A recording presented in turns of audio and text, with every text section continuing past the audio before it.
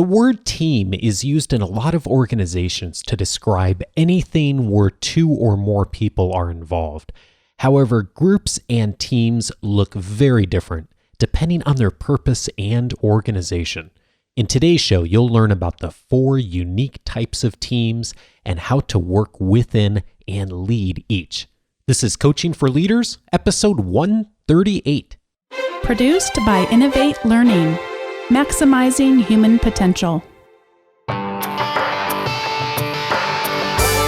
Greetings to you from Orange County, California. This is Coaching for Leaders, and I'm your host, Dave Stachowiak. This is a weekly coaching show to help us all be better leaders through improved communication, human relations, and personal productivity. This is a show for the people sides of business and organizations. And if you want to get more effective working with people, leading people, and being able to get the most out of not only yourself, but the people that you work with, this is a great place for you to be. Welcome back to the show.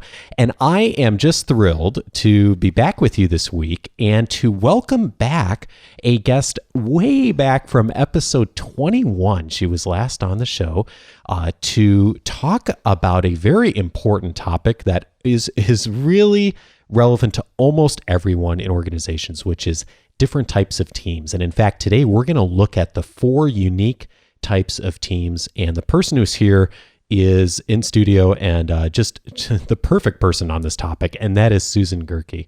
Susan is a consultant and trainer. She has been specializing in team development for over 20 years. I mentioned she was last on the show, episode 21. So Susan, it's great to have you back. And, how many years have we known each other now, Susan? Oh, geez, a lot. Dave, I can't even begin to think. 6, 7, 8, something? I don't know. I was thinking maybe closer to 10. Could be. Because I'm thinking like 2004, 2005. We have brought Susan in on a number of projects we've worked with over the years. And I may have mentioned this the last time we had you on, Susan. One of our past clients had said when we got done working with them that having Susan involved with their organization was one of her career highlights as she was finishing her career, one of her top 5 career highlights. Susan is just such a talented facilitator and trainer. She is just one of the best I've seen as far as being able to work with a team of people, help them to have a really productive conversation, and to help teams improve. And that's why I'm thrilled that you're here and that you have you're bringing some of your knowledge and wisdom to us today and to give us a framework to help us think about and appreciate the 4 different unique types of teams. So welcome back to the show. Hey, it's just great to be back with you, Dave. I'm really looking forward to our time together this morning. Well, I thought maybe we'd start off by getting a little bit of a framework on what is a team and how is a team different than just like a whole bunch of people collected together or a group of people. And I know that you have used an analogy over the years with teams as you've worked with them and helped them to understand this of getting onto a bus. And so I was wondering if you could maybe walk us through that analogy you've used. Good. The good old bus analogy. And it is a good one. So think about for a minute, you and I, Dave, could go outside the door here, and I suspect there's a bus comes on the corner over there, Yep. And maybe there's half a dozen people at that bus stop. And one of them's probably going to the store, and somebody else is going to school, and somebody else is on their way home, whatever. Well, they're all going to go on the bus, but each person's really independent from everyone else, and each person can achieve their goal for the day or not, regardless of what anybody else does that gets on that bus. So that I call that a bunch. They're not much common there. They just happen to be in the same place, same time, and exactly using the same resource to get to their goal. Using the same vehicle to get there. And we probably have some bunches in our organizations, hopefully actually not too many of those. But let's step it up and look at what a group might be. Let's imagine we've gotten a whole group of friends together and we're going to go to a local baseball game. And so we've got a bus for that. And we've got to be on the bus right at 5:00, and everybody but Mary shows up for the game, the bus. So we all get on the bus. Mary doesn't come, but we all still go to the game. We have a great time. We miss Mary, and yet we're all able to achieve the goal of going to to the ball game and having a great time. That's like a group for me. And we have lots of groups in organizations where we're all trying to focus on the same thing. But if somebody doesn't get their part done, I can still be successful. You can still be successful. And we have lots of those. And so the difference between that and a bunch is we're all working toward a similar objective. That's right. Got it. Good. And then we can go to what I would call a team. And that is, let's imagine we're taking a bus. We're going to go up to the mountains for the weekend. So we've got a whole bunch of people on the bus. We're all going to the mountains for the weekend. We're very excited. And it turns out we have a bus driver who's not the best driver, and he drives too fast, coming around a curve, slams on the brakes, and we now are precariously balancing between staying on the road and falling into a deep ravine. We are now a team because anything that anyone does is going to impact everybody else on the bus, either positively or negatively, right? So if there's 20 people on the bus, what one person does or does not do, leaning to the right or to the left, might impact the success of the entire team. Exactly. So we're all going to die together, or we're all going to live together. And that's a team. And we do have lots of teams and organizations. And we have some groups that maybe need to be teams. And I think we have some people trying to be teams who would be just fine being groups. So there's not a best. It's getting some clarity around what does this group of people need to be, a team or a group. Well, I like that thought on there's not necessarily, it's not that everyone necessarily needs to be a team. I mean, certainly there are times we all get on a bus and we're just going to our own place, or we're getting on a group and we don't need to necessarily be a team. So it is interesting that sometimes leaders and organizations feel like everyone has to be a perfect team and work together perfectly, and that's not necessarily always the case. Right. And actually, we use the word team very broadly. We use it the whole organization. We're team, whatever the name of our company is or whatever.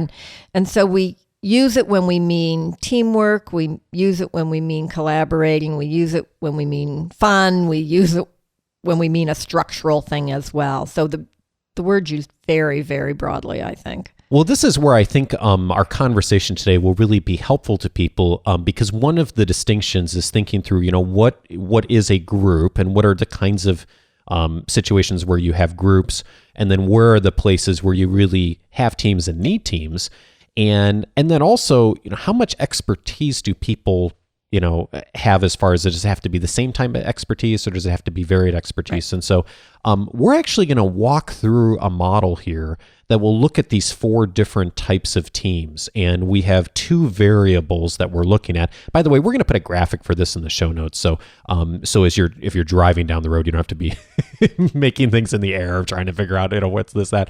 But I think if you think about the 2 variables first that we're looking at, Susan, one of the variables I know you've articulated to me is whether people are working pretty independently or if they're going to be interdependent. And I think that's the distinction we've just articulated between a group and a team on the bus. Am I getting that right? Yes, absolutely. And so for those of you trying to either draw this physically or mentally, put that on your horizontal axis, if you will, with towards the left side is independent and the right side interdependent. Got it. So interdependent team, that's all the people on the bus need to be leaning the same way. Independent means, we're all we're working toward a similar goal, but each individual person's contributions, relevant to just them. So, and then the other variable here, the vertical axis, for lack of a better term, would be, the kinds of expertise people have. And I think the distinction here is do people have similar types of expertise? Like, do people generally know the same types of things?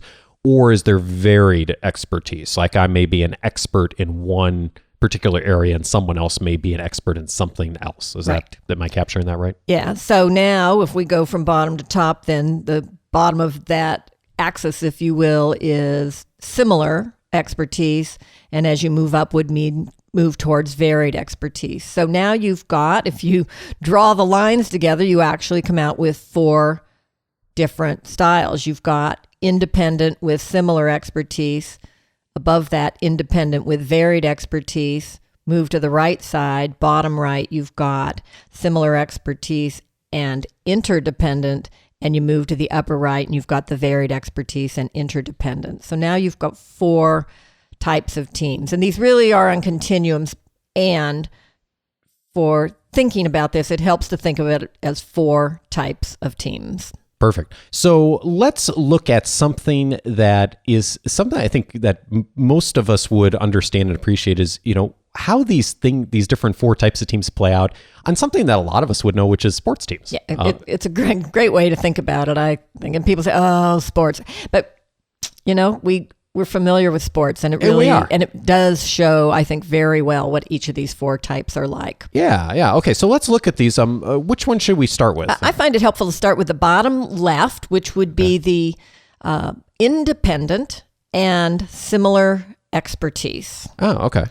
And so you can use a couple of different kinds of teams there. You can think about a golfing team, or I like to think about a bowling team. Maybe because I bowled several years ago on a bowling team. But you were on a bowling team? Yeah, that's where my husband and I kind of hung out and found each other. Oh, that's awesome. Honestly. I didn't know that. Yeah, so this is a very long time ago. Okay, good. That's a whole nother conversation for another day. Conversation for another day.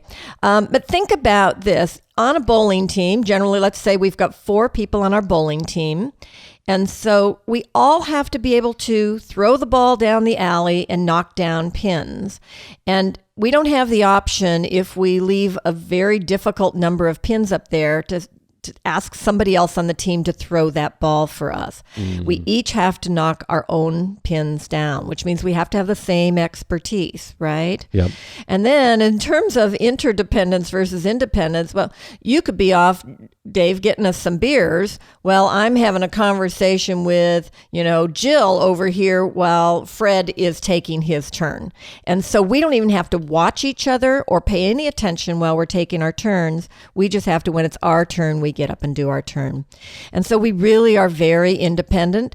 And in the end, we're called a team because at the end of the game, our scores are all added up. Yep. And we take that, and that's our score, and we compare it to the other bowling teams that have been playing. Got it. That makes sense. But think of that's like a group, right? We just add up what everybody did. Yep. And everyone is doing the same kind of skill, but right. is really, just what I do. It doesn't affect necessarily what your performance is that day. That kind of thing. If you have a bad night, doesn't matter. I might have a really great night. Got it. That makes sense. Yeah. Okay. So let's stay, should we stay with the, with more of the group side of things? Yes, let's do that. So a different way to look at that would be then, let's still say independent, but varied experience. So another team, I think you said track and field would be an analogy for this. I think track and field is ideal. And actually I ran track and did a little field back in the day as well. Is this are all these sports teams going to be ones you've 3 out of 4? Oh, really? Isn't that funny? I've never thought of it that way, but yeah. Oh, okay. I'm excited about the next one that I'm going to ask you about. So track and field. Think about this. You might be the shot putter. Somebody else is the marathon runner. I'm the sprinter. Somebody else is the long jumper. Really very, very different skills that each of us need to have.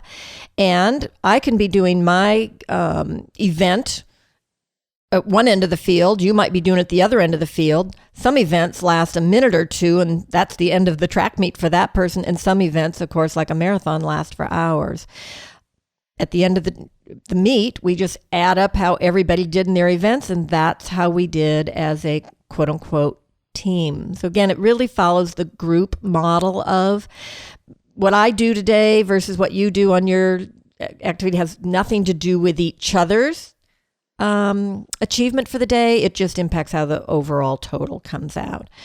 So again, I could have a great day and you might not have a good day, or we could both have great days. And one of the distinctions here, of course, is everyone does have really, unlike the bowling team, everyone here has a very unique skill set. So you might be a champion shot put, but you're not going to be able to step in and be the sprinter for that day because that's just not your area of expertise. That's right. There's no way I could come in and jump in for somebody else. So we're very, very different in what we can do and what we bring. But still very much an individual contributor. Yes. Yeah. Okay. Absolutely. And we are going to, by the way, once we walk through these 4 different ways, we're going to look back. Okay, practically, how does this really work in organizations? Yeah. So we'll get to that here too.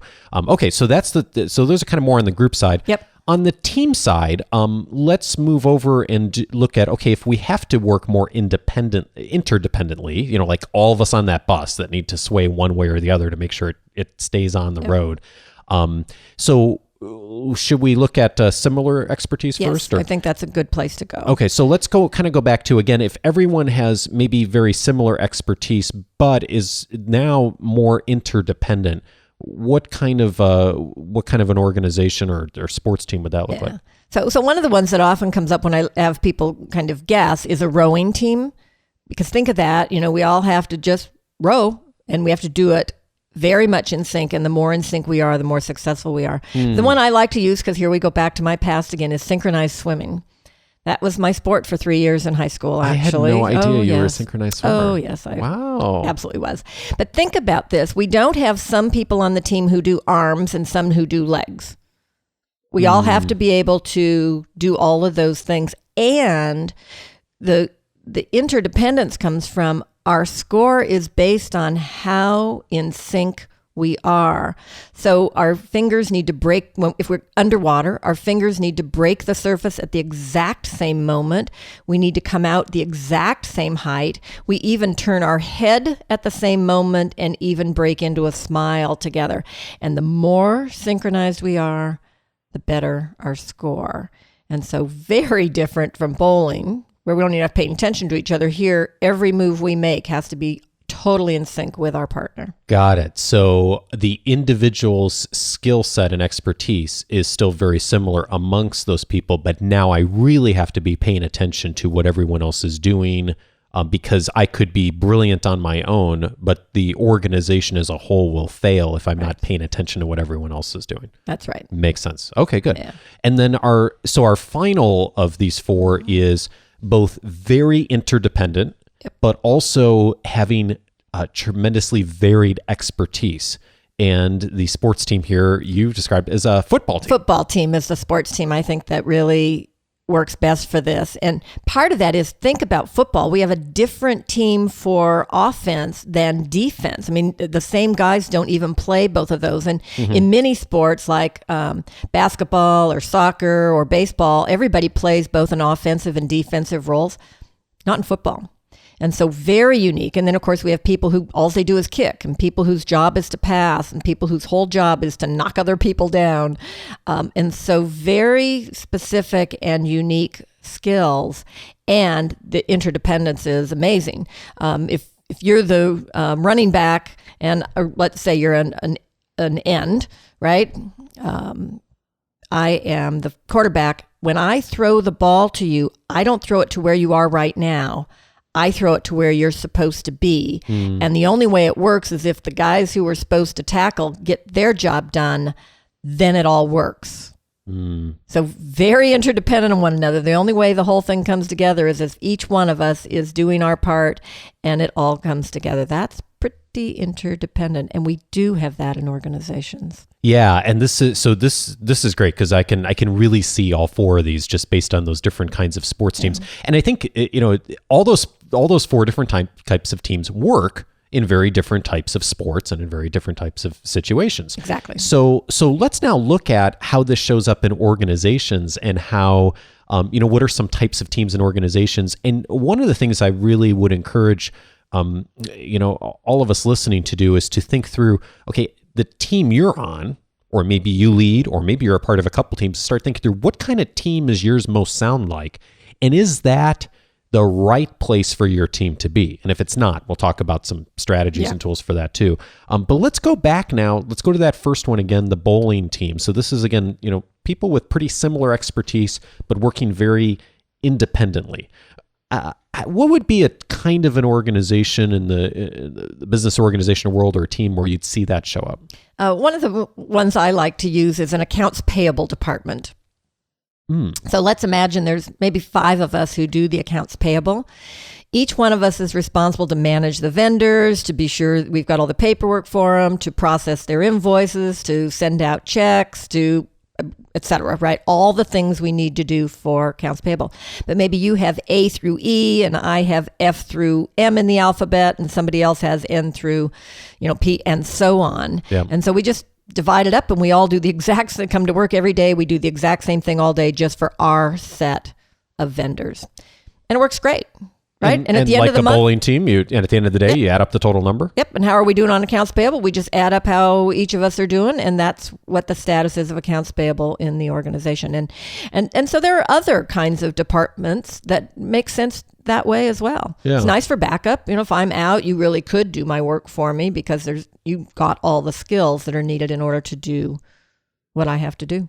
And I know one of the things that's helpful is thinking through what are the kinds of cooperation, coordination types things, maybe even meetings, communication, goals, rewards, all of that. How does that work in a team like this? What are some of the ways that a leader or a team member would be thinking through how to utilize that well? Yeah, it's all actually might be easier, Dave, to talk about some of that once we've identified the teams a little bit more. Oh, okay, sure.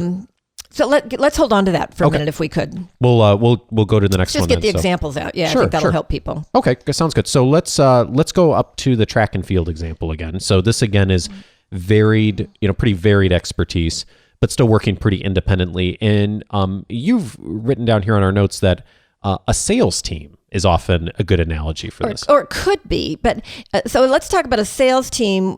For example, maybe we have 4 really unique product lines. And so we've got a salesperson in charge of each of those product lines, which might also mean that they have some really unique clients that are different from one another. So I know my product line inside and out, and you know yours inside and out, but you can't trade me for you. Mm-hmm. You work on something totally, you're selling something totally different from me. And so at the end of the month, how are we doing on sales? We add up how all of us are doing. But there's no interdependence. There's not a lot I can do to help you. Now, can I teach you some sales skills or some of that? Maybe.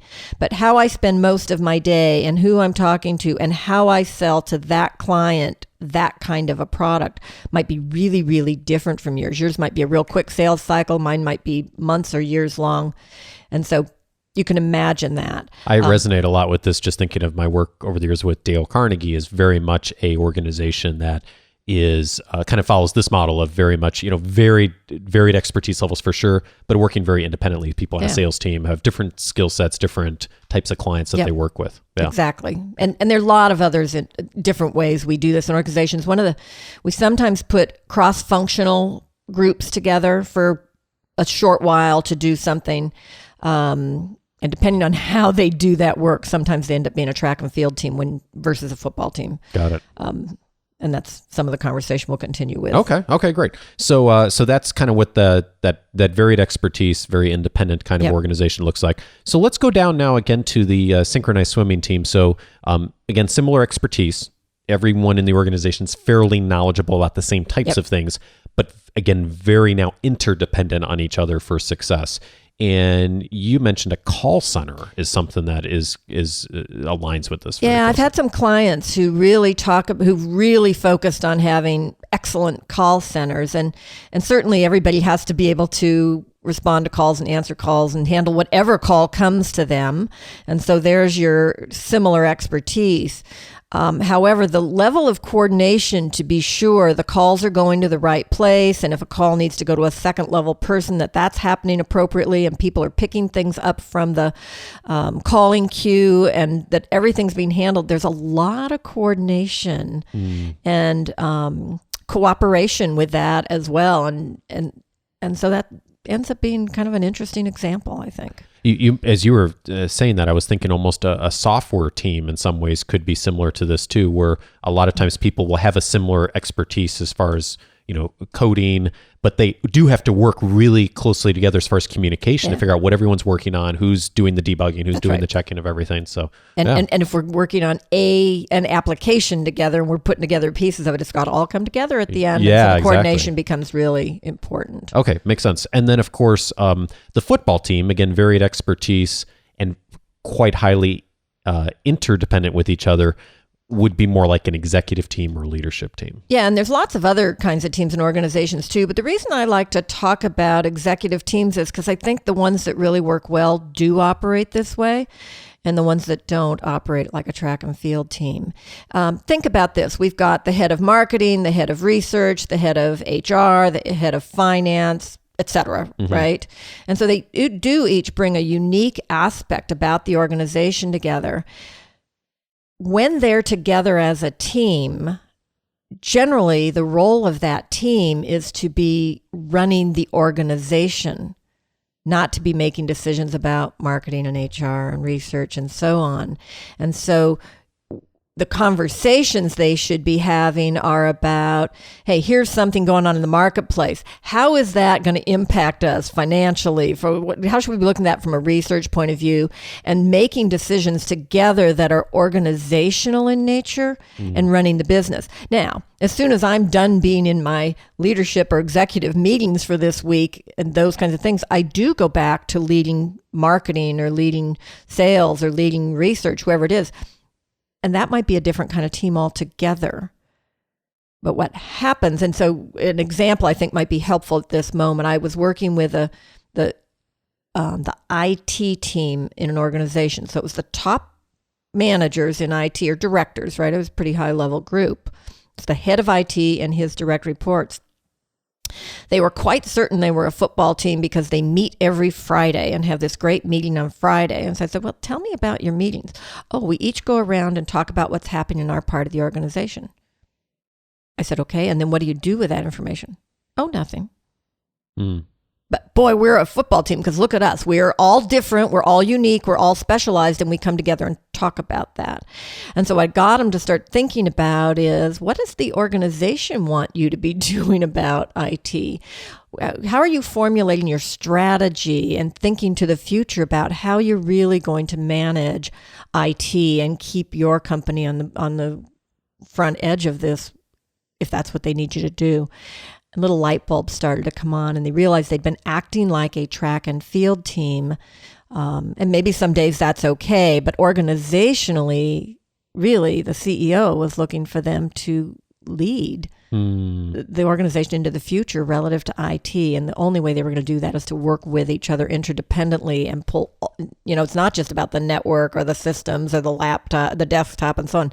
How do all those things integrate to make it all come together? It is interesting to me as you're saying that, and I think back to teams I've been a part of, Susan, and also teams that I've worked with, is how often it's the case in organizations that that exact thing you've just described happens, where a whole bunch of people get together in a room and go around and talk about what everyone's been working on for the last week or two and call that teamwork and say, okay, we're all working together as a team with a unified strategy. And in reality, it's really, we're just reporting on what we did. We're not really coordinating. We're not really working interdependently, like you say. Yeah.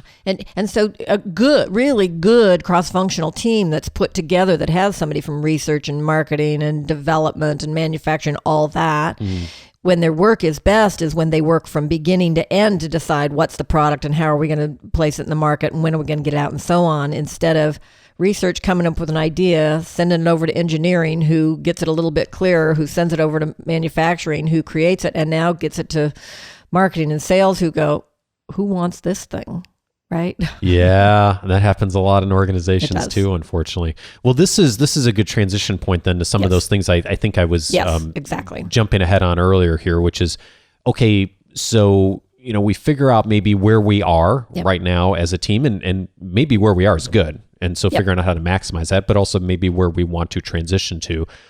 So what kinds of things should we be thinking about as far as variables, as far as, if we're an executive leadership team, how often should we, would we want to meet compared to maybe a bowling, the bowling team example. Exactly. What are some things that we want to be thinking about around that as from a leadership standpoint, as far as starting to put structure around this? Yeah, I think meetings is a great place to start, and communications in general, Dave. So if you look at the independent versus the interdependent teams here, interdependent teams need to meet more often. They've got to have more communication because what I do is impacting what you do and so on. And so I don't know what the right answer is, but it's not once a month probably, right? And it might be daily meetings, it might be weekly, whatever it is, but we probably need to meet more often than, say, the track and field or bowling team. Track and field bowling team get together. What are they going to talk about? When's the next track meet? Where are we supposed to be? What time? And so on, right? They're not going to be able to talk strategies and so on necessarily. Sure.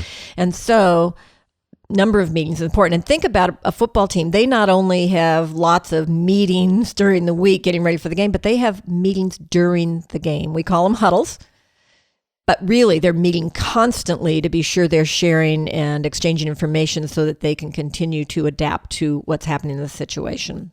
And, your synchronized swimming team, they're practicing together all the time, just as the football team is too. So spending much more time together and lots of communication that they need to do with one another. Yeah, and that's something I'm curious about too is, how does the content of that meeting change depending on the types of, the kind of team that you need to be? How is that different in maybe an executive leadership team versus, a bowling team or track and field team would still meet, but the conversation's different. Yeah, the conversation's different. And, some of what drives that is probably the goals can help us look at what those conversations need to be. But it truly also is, we need to think about how it is we're interdependent, and that should be driving what our agendas are about, right? Our interdependence level. But that really gets us to goals, which is, I think, a second really key area besides looking at meetings. And that is those interdependent teams need to have their primary goal be team-based. And so the team goal is the dominant goal, where the independent teams are going to do better actually by being driven by individual goals. First, the team second. So here's an example I think that we can relate to. So it's the Super Bowl. Clearly, the football team is trying to win the game, and everybody's got that goal. And so that's a team goal. However, we might have a running back who's just 120 yards away from making a lifetime record for himself or, for the team or something. And so, we'd like to get the ball to him a lot. However, if the opposition keeps knocking him down when we get the ball to him, we're going to stop. And his goal will have to go away in service of the bigger goal. And so when we look at our synchronized swimming or our football teams, are we paying attention and clear about what's the team goal and making that dominant over individual goals, which means that's also what we have to reward. So part of what I want to be thinking about as a leader is if I'm running an executive leadership team and I haven't articulated what the team goal is, or people aren't really aware of that's probably a problem. Same thing as if, I'm running a, accounts payable team. If I'm not clear on what an individual goal is or having people have some individual markers, then that becomes maybe challenging too, because people don't feel connected to necessarily to the team outcome or the team goal. I know I felt that way when I've been, back being on a sales team is, it wasn't as relevant to me what the larger team sales goal was, because I was like, well, at the end of the day, it's just me, I have my own expertise in my own area. Right. So it really comes down to what I do personally versus what the team does. Yeah. So if you take go back to the track and field, if you'll jump 1 inch higher and all run, 3 seconds faster, and somebody else throws something, an inch further, if everybody is focused on getting better at their goals, reaching their goals, then the team might also win the track meet. And that might be an important goal for the team. But if you'll focus first on the individuals, you've got a better chance of raising everybody's level to hit the team goal. That's such a key distinction of knowing the difference between the, how independent or interdependent you are and how you're setting goals around that. Yep. I really, that's such an important point. I hadn't thought of it that way, and that black and white framework before. So that's really helpful. Good. What other things, as far as are there other things we should be thinking about as far as rewards or just how we're structuring things depending on different teams? Yeah, absolutely. So if we're going to focus on goals at a team level, we should be rewarding at a team level, and if we're going to focus on individual, then we need to be rewarding at an individual level. So really being clear about what my reward systems are and need to reward the behaviors I want. And if I want people to work interdependently, there better be some rewards around that versus the independent rewards as well. Got it. So, part of the thinking I know some people are doing is like, okay, how do I help people to grow and develop and help these different, either a team or group, become more effective? Your expertise, Susan, is really training and how to get teams to work together more effectively. So, how would you approach developing a team that's in kind of these different 4 categories? What are the kinds of things that you think of when you're brought into an organization and they say, okay, we're a synchronized swimming team, how do you handle that, like approaching a call center versus working with an executive leadership team? Well, we start by having the conversation about what kind of team are you, so that we even get this framework. I like to get this framework in front of them and have the team have the conversation about what kind of team are we? What kind of team do we need to be? So I'll walk through this. I'll draw it up on a whiteboard or a flip chart, and then I give them sticky dots. I give them 2 colors of sticky dots if we're working on a flip chart, or 2 colors of markers on a whiteboard to mark where they think the team is now and where they think the team needs to be for it to do its best work and be most effective. And then the conversation's fascinating, Dave. Oh, I bet. Because not everybody has exactly the same dots usually, but then we can get some more clarity around how we see the team. And again, whether it's more of a group or a team doesn't matter so much. They still have some goals they need to achieve. And so from there, then we can step back and say, okay, so what does this team need? If it needs to be more similar in expertise or less so, or more interdependent or less so, then we can look at, do we need to focus more on the group's purpose? Is there not clarity of purpose or goals, or do we need to do something about the reward systems, or are our meetings a problem and we need to restructure how we're going to do our meetings? If you're interdependent, do you know how to make decisions together? Do you know how to handle conflicts? You start to have a lot of things that you might need to focus on, and of course we can help you do that. Yeah. Well, and I think that the thing is, though, you start from the framework of like, okay, where are we and where do we need to be? Yes. So you're not ended up having, because you can go down this road of figuring out as an organization, okay, how do we set a team goal and a team vision, all those types of things, when in fact it should be, setting individual goals. Right. So you can do wonderful work around the thing that isn't your team or isn't your organization. So it kind of goes back to what we said earlier, which is there's not necessarily a right or wrong here. I think there's the belief always, and so many organizations articulate this, we have to be a perfectly coordinated, well-oiled machine, and everyone needs to talk and communicate with each other every day. And the reality is, in a lot of situations, you don't necessarily need that. And maybe trying to do that isn't even, effective or cost effective or worth the time and effort that it would take to put into that. So the other piece this brings to the table, which is interesting, Dave, is so let's think about those non-interdependent, which is the independent. So you've got your bowling and your track and field. You got 2 ways those things can work. They can work so independently that nobody does it. Everybody just does their thing and goes home. Or you can have them have an environment of teamwork. I think we often ask for team when what we want is teamwork. And so what teamwork looks like in a sales team like that, or in a accounts payable team, for example, is we support one another, we share best practices with each other.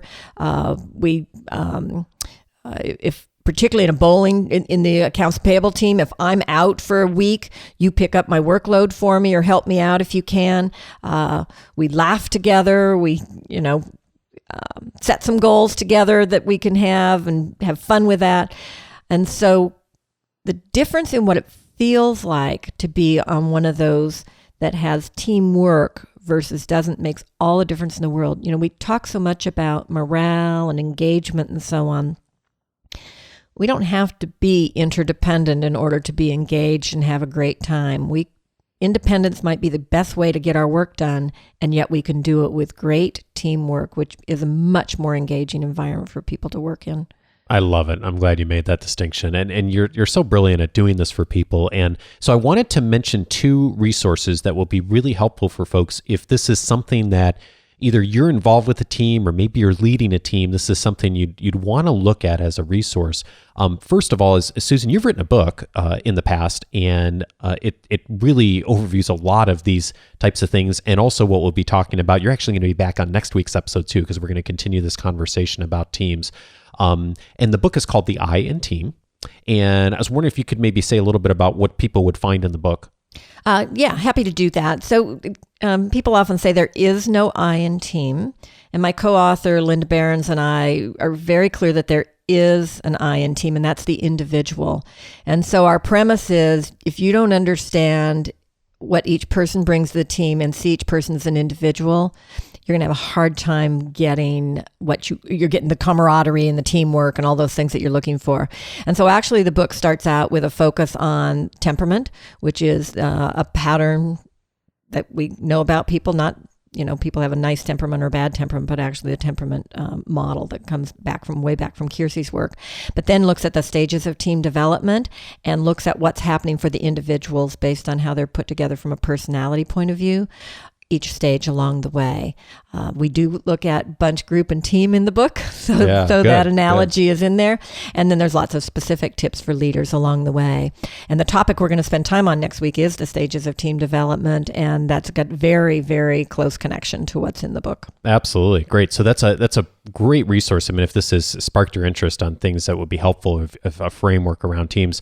And the resource I really want to tell folks about, Susan, you and your partner, David Hutchens, who we've got to have on the show too, by the way, because David's great.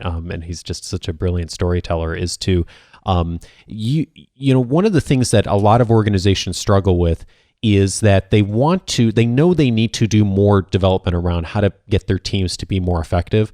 But they maybe don't have the time or the resources to bring in a trained, hire someone from the outside and bring them as a facilitator. Of course, you do that, Susan. But, sure. One of the things you and David have created a full curriculum of resources for trainers, people who have an expertise in doing training and training in organizations, that essentially is something people can utilize to train their organizations. And so I was wondering if you could say a little bit about that too, and where people could find out more about that if that struck their interest. Happy to. So it's a product called GoTeam, and you can find it at www.goteamresources.com. And what GoTeam is it's 18 individual topics, 2 to 3 hours in length, really for intact teams. So groups that work together or teams that work together.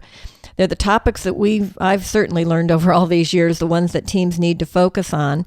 And so there's a participant guide for each person that has the content in it. There's a facilitator guide for the trainer or OD professional or whoever it is who knows how to work with teams to guide them through these topics. So whether it's managing conflict or setting up some operating guidelines or learning how to make decisions together or building trust or managing change that's coming along for the team. So there's topics all the way from, hey, we're really new and we got to get started, to, hey, we've been at this for a while, but geez, all this change is coming at us, or we need to be more creative, or those kinds of things. So we're really proud of the product. I use it a lot with the teams I work with, and find you can get a team to give you 2 or 3 hours, and then they need to go back and apply it and do some real work. And then you can come back together with another topic when they're ready. That's what I love about what you've created. It is what you've been doing for decades with teams. It's your content, your material. You've thought through all of the analogies, all the workflow to take people through that really gives them a value. And, a trainer in an organization internally can pick it up, utilize it. So if that's something that's of interest, I'd really encourage you to check it out. I've looked through many of the materials. I've seen Susan present on it. It's just brilliantly put together, and the content's really accessible for people. So if that's something you want your team to get more effective, I definitely would recommend checking that out. And also check out next week's episode, because Susan is going to be back. We're going to talk through the four stages of team development? Am I remembering that right? And actually, John Dixon, who was on the show a few weeks ago, had alluded to this in his leadership role of like kind of these 4 stages. So we're going to go through this in great detail and talk about, when you're starting up a team and you're working with a team, what are the kinds of things you're going to experience and go through. Susan's going to walk through us that in detail next week on the show. So I know that'll be really valuable to people. So I'm excited to have you back next week. Hey, I'm looking forward to it. Great. Well, thank you for coming in. I so appreciate it. Oh, well, thanks for having me as always, Dave. And you can again find Susan at goteamresources.com, or her own personal website is susangerke.com, and I'll have a link to that in the show notes as well.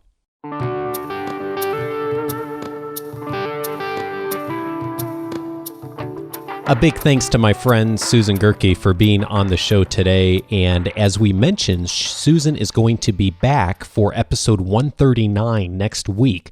We are going to tackle the topic, the 4 stages of team development. And if you've learned anything about teams before, you've probably heard those 4 stages of forming, storming, norming, and performing.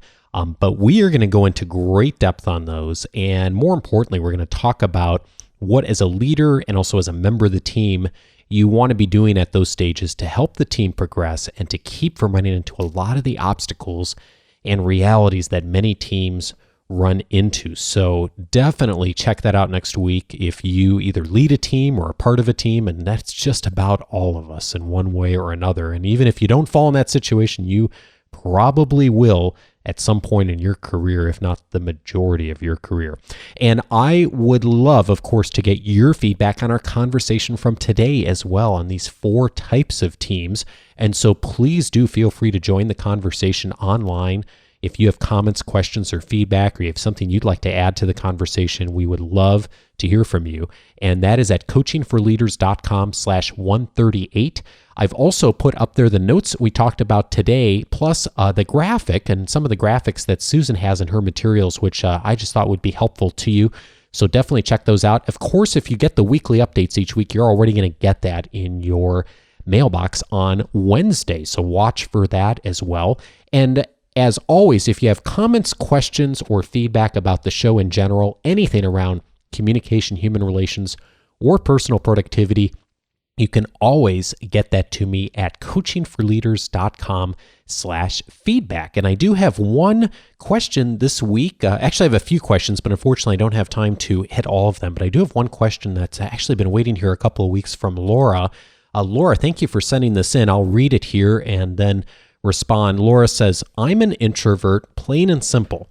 I find it challenging to engage in conversation, but my direct coach has advised me that regardless of my nature, the needs of the business requires that I become more extroverted and continue to go out of my personal comfort zone when it comes to leadership, as in the end, it's not about what makes me comfortable, but more so what makes the team comfortable and what works with them.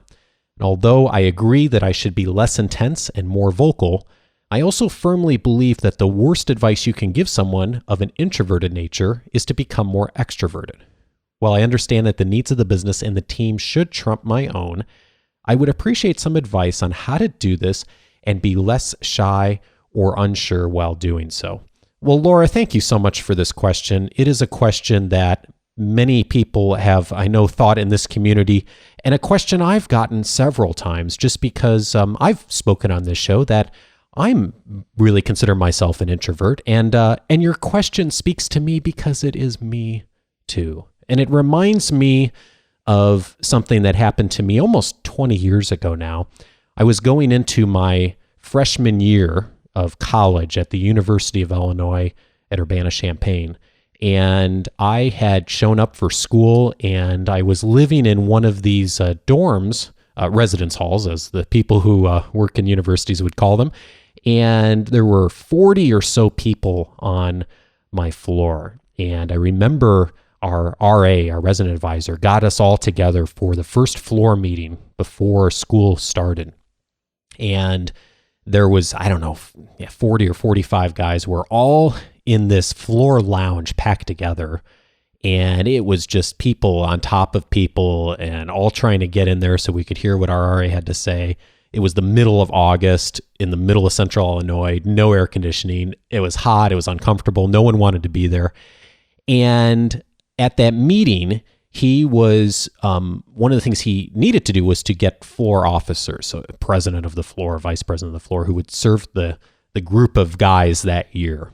And as he went around the room and it was, trying to get nominations for people to nominate each other. And anyway, long story short, no one wanted the job. And so eventually he got to the point where he just said, who would like to be floor president?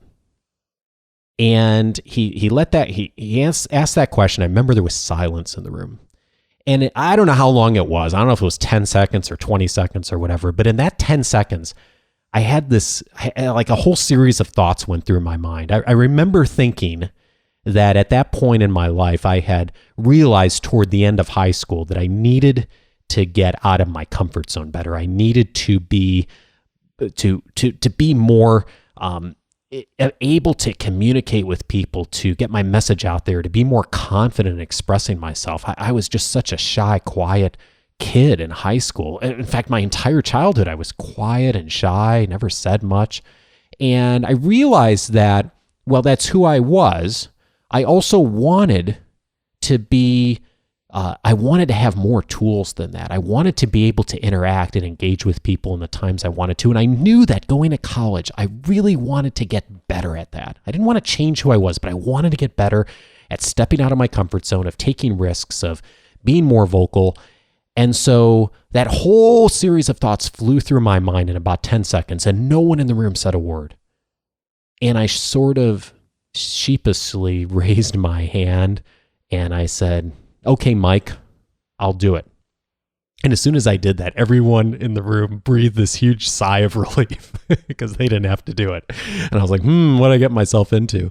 But here's the thing, Laura, is I look back on that now, and that very first challenge of myself, of stepping out of my comfort zone, of being more confident in my communications, that led me to be the floor president that year. That led me to eventually be on the hall console. That led me to my first job on campus. That led me to being a manager of student employees of over 40 people by the time I graduated college, an experience almost nobody I had that I ever went to school with. It led me to eventually getting interviewed by Microsoft and several other firms when I was coming out of college. It led to so many things, including, if I look back today, all the way up to meeting Bonnie, living in Southern California, doing all the things I'm doing professionally. Had I not raised my hand that day, I would be on a different path. Sure, I'd still be doing something, but it wouldn't be this. And so my advice for you, Laura, is first of all, I've been there, and so I would look at this not as an either or, which is how you framed your question. Should I stay being an introvert, or you're asking is should I be more extroverted, as your coach is saying? And I would suggest to you that you're both right. Yes, you should stay who you are. Do not change who you are. I am still an introvert. I will always be an introvert. That is my comfort zone. That is what gives me joy and energy. And I also want to have the tools to do the things I love to do in my life, which is to be able to engage with people, to serve people well, to have a wonderful marriage, to be a parent, to get to work with a team of people, which I enjoy doing every single day. And so I would challenge you not to look at it as an either or, is that you can both be right. You can be who you are. When I talk with clients about learning new skills and they feel like they have to change who they are, I will often use the analogy of it's like a toolbox. We all have a toolbox of skills, and there are tools we all love to use, and there are go-to tools.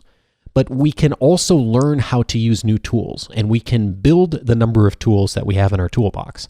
And the more tools we have in our toolbox and that we are trained to use well, the more we can interact well in all kinds of different situations. And so, Laura, I have a few specific suggestions for you as well. One is I would work with your coach to find those opportunities. You already said it yourself in the question. I agree that I should be less intense and more vocal. So there's your first opportunity right there, is to look for opportunities for that and to look, to work with your coach potentially to identify those opportunities and to start to put in systems in place that will get you there. For me, Toastmasters was a wonderful way that helped me to become more confident in my communications. I volunteered. I went to Toastmasters speaking competitions. I won awards. It was a lot of fun, but it wasn't an overnight thing. I took little steps along the way. And so I challenge you to do that as well, too. I volunteered for lots of speaking opportunities, things that were out of my comfort zone, but I volunteered to do them. 3 specific episodes from this show that I also think would be helpful to you, Laura, and anyone else who's in this situation. I would suggest checking out episode 115. On episode 115, I had Tony Stubblebine on the show. He's the CEO of a company called Lyft. And they have a really cool app software platform that's put together to help people, to encourage them to really step out and to do the habits that they want to do. And one of your habits may be speaking up each day in some situation. So one immediate place you could go is I've created a coaching plan on their system. It's called Become a More Respected Manager, but a lot of it is really about how to step out of your comfort zone as a manager to engage more with people. Whether you're a manager or not, I think you'd find value in it. So if you'd like to check that out, once you've created a Lyft account, you can go to coachingforleaders.com/LyftPlan. And those of you who's Lyft can check that out as well. The other episode I'd suggest, Laura, is go ahead and listen to Susan Cain's interview with me back in episode 44. Susan is the author of the book Quiet, The Power of Introverts in a World That Can't Stop Talking. It's a fantastic book. Susan's done a wonderful TED Talk on that book. I was privileged to have a chance to interview her, and she just has a wonderful message for both introverts and extroverts and the importance of both skill sets in the workplace. By the way, a side note, you can be just as effective as a leader as an extrovert as you can be as an introvert. The research is very conclusive that you can do well in both areas. So, and her book is really solid on that. So check out the interview first, and I really encourage you to check out the book if you haven't already. And then finally, I would also recommend, if you haven't already listened to it, from 2 weeks ago, episode 136 with Doug Conant. Doug has identified himself many times publicly as an introvert, someone who's quieter. He talked about that on the show and some of the challenges he had to work through in order to be more effective. And, he found his own way. He engaged by starting to write letters and wrote 30,000 letters over his tenure as a CEO, and that's how he chose to connect with people. And look what Campbell Soup is doing today. Man, I mean, they had a tremendous turnaround, and a big part of that was the leadership that Doug Conant brought into that organization. So if you're looking for some inspiration, episode 136 is one place to check out that. Laura, I hope that's helpful, and drop me a note and let me know what you do. And anyone listening, if you take any of those suggestions, definitely let me know. Put a comment up on the board and let me know what has worked for you. I would love to know what is working for all of the members of our community. Hey, a huge thank you this week to folks who subscribe to the weekly update and are now getting the notes for the episodes in their inbox each week, as well as my weekly article.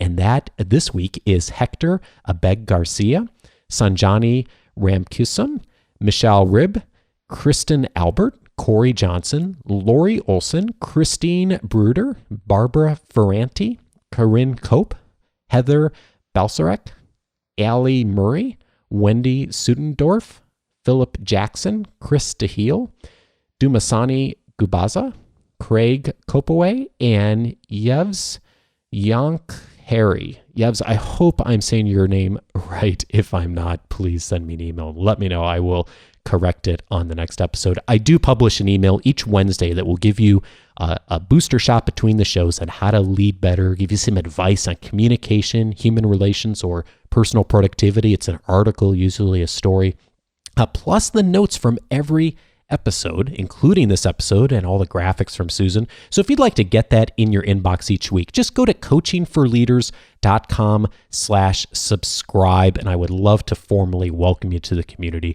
Plus, you'll get instant access to my video overview and a downloadable guide on the 10 leadership books that will help you to get even better results from others and even better results for yourself, of course, too.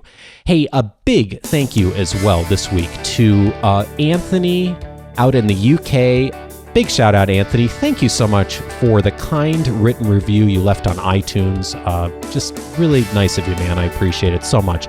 And also, Michelle, thank you so much for the review all the way out in Saudi Arabia on the iTunes store there. Thank you as well. And I know you asked a question on the review, and I will get to that here in a future episode. So thank you in advance.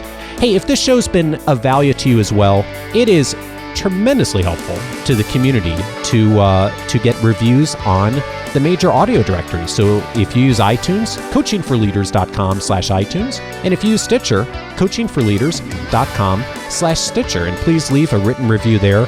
I would love to thank you personally as well.